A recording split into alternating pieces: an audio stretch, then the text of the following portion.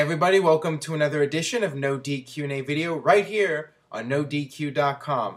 The weekend is upon us. There's actually no pay-per-view this weekend. Imagine that. But got a lot of questions here regarding wrestling, so let's answer some of them. It really pisses me off that they're not placing Benoit into the Hall of Fame. It's called the WWE Hall of Fame for a reason. It's about his accomplishments and the passion he had for the industry. What he did was horrible, but the man was one of the best. Your thoughts? Up until a few days before his death, I would say that Chris Benoit absolutely deserved to be in the Hall of Fame. However, what happened is what happened.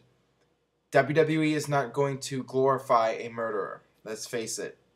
And if they were to induct Benoit into the Hall of Fame, it would generate terrible publicity for them. It'd be a very bad PR move. And, it's not going to happen.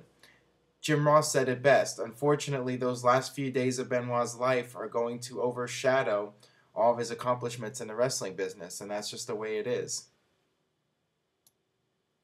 Hey Aaron, does Undertaker have to lose at WrestleMania? Because if you remember from last year, both Triple H and Taker said that when the streak dies, Undertaker dies. Undertaker also said, if you beat me, Undertaker leaves forever. No, I don't think he has to lose at WrestleMania. I mean, that's the whole storyline. They're trying to tease that Undertaker was so close to losing and that he's almost at the end. They want you to think that, and, they want you to believe that Undertaker can lose because everyone expects that his streak is going to go on and never end. So, I mean, it's done by design, and I don't see it happening, especially to Triple H. Like I said before, if Undertaker ever does lose a streak, I think it would be to someone that the company sees as the future of the business, and there's really no guy like that on the horizon right now in WWE.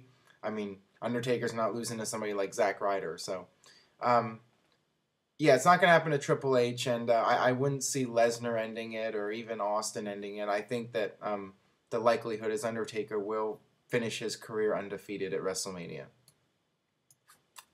I heard some boos from the crowd towards Zack Ryder on Monday. Do you think that his act is getting stale? Personally, I'm a bit tired of Ryder too. Still a fan, but Ryder seems like Cena when he was feuding with JBL and the crowd gradually turned on him. First of all, that segment on Raw with Zack Ryder trying to change the tire and Eve and all that, it was just a terrible segment, and it did one of the lowest segments on WWE Raw in probably a good 10 years. Since 97. So, yeah, it was just a really bad segment, and I'm sure the crowd wasn't too much into it, and I don't blame them. Now, as far as Zack Ryder goes, and I've mentioned this before, I think the character needs to evolve at some point. If he just keeps doing the woo, woo, woo, and being all goofy, people are eventually going to get sick of it and turn on him. So, I mean, that's just natural right there.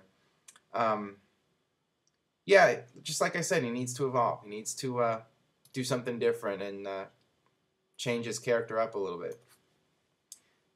Hey, Aaron, if Bret Hart can return and call a truce with HBK, do you think the Hart family and his wife will eventually allow Owen to be inducted? He absolutely deserves it, IMO, in my opinion. Never say never. I mean, anything can happen, and the thing is, if Owen was going to be inducted, I think he would have by now, especially with Bret being on good terms with the company. I think it really shows you, the fact that Bret is there and Owen's still not in the Hall of Fame, it really shows you that Martha and members of the Hart family are really against Owen being in the Hall of Fame because of what happened to him. I think Owen deserves to be in it, not just because he died in the line of duty, but because he was a really great performer. And he was one of the best in WWE during the mid-90s period. I mean, him and Bret had an awesome WrestleMania match, and the SummerSlam match is always considered a classic. And Owen was just a really entertaining performer. He was a great heel, and it's just sad that things had to go the way they did. I'm not sure if it's going to happen or not. I mean, it all depends. I mean, at any point, Martha could have a change of heart, so who knows? What was your favorite return in wrestling?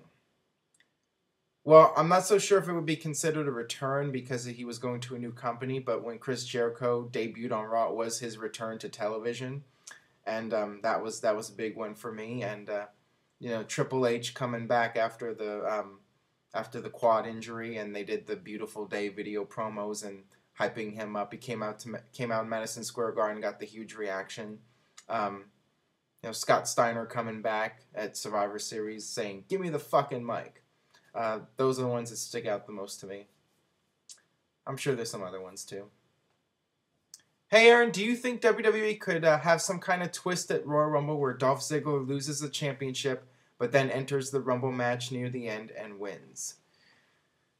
It can always happen, but I really don't see Dolph Ziggler winning the Royal Rumble match. I think his spot at WrestleMania is going to be in some sort of mixed tag match or some mid-card level match. I don't think he's going to be at the top in, like a title match or something like that. I just don't see it happening. What do you think the WWE decided to push? Why do you think WWE decided to push Brock Lesnar so fast when he debuted? He got the title in 4 months, and heck, it took Batista about 3 years, and he had a very similar look to Lesnar, a jacked-up monster with tattoos, just like Lesnar was. Well, right from the get-go when WWE signed him, they saw big-time dollar signs with him.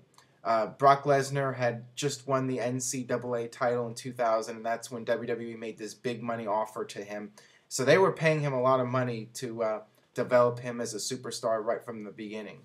And, Vince McMahon wants to get the most out of his investment. So when they finally decided to bring him out of developmental and put him on television, they wanted to give him this huge monster push. And Lesnar had Paul Heyman behind him, and Heyman's got a great mind for wrestling, and he figured that Lesnar should be this dominant monster and not lose, and just, kind of try to repeat the success that Goldberg had, where you had Goldberg right from the beginning just winning matches and being dominant.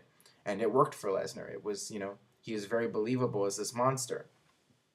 And with Batista, I think he was just a little bit more green, inexperienced, and he didn't have the background that Lesnar had, so that's why it took him a little bit longer, but eventually Batista got there too. What's up, Aaron? I love the show. What's your take on the heel direction they're taking Daniel Bryan, whatever his name is? After watching this past SmackDown, I'm sort of disappointed what they did to his character. Well, I think it's good that they're actually turning him heel. I think that was the right move. Now, perhaps it would have been better if they pushed him more, not so much as a cowardly type character, but more like a guy who can beat anybody. Even though he's a short guy and a small guy, he can still make anybody tap out at any time, and make him more vicious. I mean, I think I would have liked that a little bit better, but considering what they're doing, I think they've done a really good job with it. I love that angle where he got thrown outside he had the submission on Big Show, and then Big Show broke it up, and Bryan ran out of the ring and instigated Mark Henry, and made the referee call off the match. I mean, I thought that was an awesome segment right there. So so far so good with Bryan. We'll see where it goes, but I mean, he'll probably end up being like the Miz, this heel guy that has the title, but you don't really believe that he's a credible force, and he's more of like the coward who just gets lucky and has to cheat to win all of his matches. But we'll see. Maybe they'll change plans with him and give him a little bit more of a push and try to make him more of a credible threat. We'll see. Okay, that'll do it for today's edition of No DQ&A video. Thanks for watching as always. Make sure you leave a comment. Let me know what you think about the video. Do you agree with me? Do you disagree?